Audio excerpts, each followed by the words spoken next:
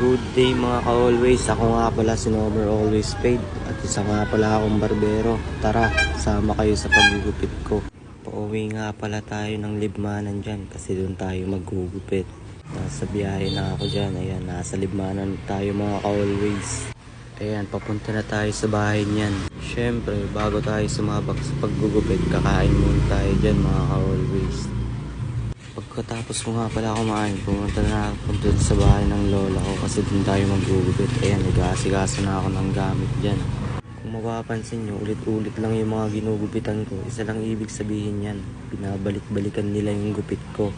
Wala pa nga pala tayong sariling barbershop dyan, kaya sa bahay lang tayo naggugupit. Tsaga-tsaga lang, ipon-ipon lang. Shoutout nga pala dyan sa tropa natin si Chappy.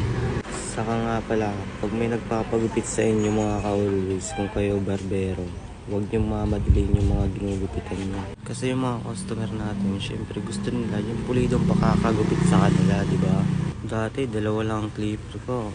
Tapos, ipon-ipon lang ako, ipon lang ng ipon. Hanggang sa nakabili ako ng isang clipper, tsaka isang trimmer ulit.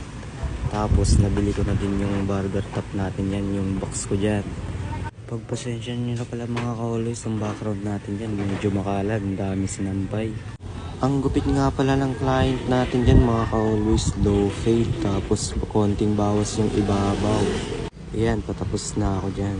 Yung sunod nga pala, mid taper, tapos wala nang bawas yung ibabaw. Yung next client natin, low blowout taper nga pala, ayan. Another successful customer na naman mga ka-always. At yung next client natin dyan, mid-fade tapos konting textured sa ibabaw. Ayan nga pala, nagpagupit na naman sa atin yung loyal customer natin dyan. Shoutout sa'yo tropa. Ang gupit niya nga pala, mid-taper tapos hindi na daw babawasan yung ibabaw.